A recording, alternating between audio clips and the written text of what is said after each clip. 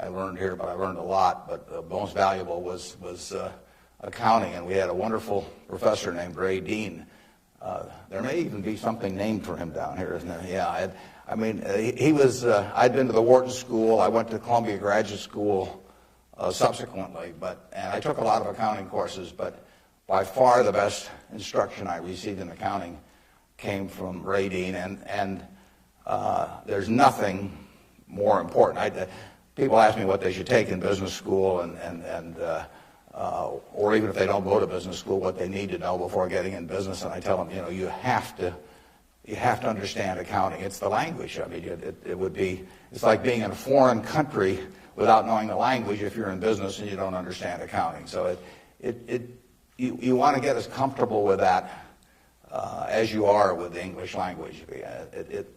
It's made me a lot of money because I listened to what Ray Dean had to say 53 or 4 years ago, and have been able to understand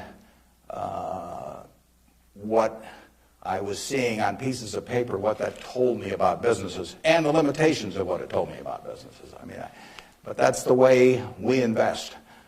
Yesterday I was in Knoxville, Tennessee, and we bought a company.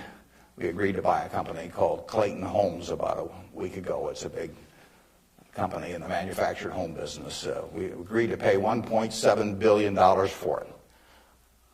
I made that deal over the phone without ever meeting the people there, but I had seen enough through reading 10Ks, 10Qs, annual reports, but looking at figures, what they tell me in terms of the kind of people even running the place, the kind of accounting decisions they make and so on.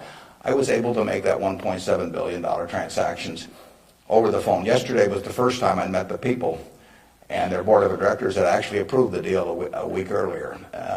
So it's, I couldn't have done that if I hadn't have, had a great time at Ray Dean's class 53 years ago. So if I'm going to tout one thing, aside from this particular leadership class, of course, if I'm going to tout one thing, I would tell you that get comfortable with it. It may not happen the first week or the first month in the class, but get very comfortable with accounting. So I run into CEOs periodically who really don't understand it. They try to bluff their way through, and you can see it in their faces. They're frightened almost when somebody hands them a balance sheet or an income statement. They really don't know what it means, and they have to count on somebody else. And that's something you shouldn't count on. We make all our acquisition decisions ourselves. I mean, we don't call in consultants or anybody. We don't call in investment bankers, much to their disgust. No investment banking fees in the Clayton Homes deal, because it's my responsibility running Berkshire to understand enough about our acquisition decisions to make them based on the numbers that I see and what I see there.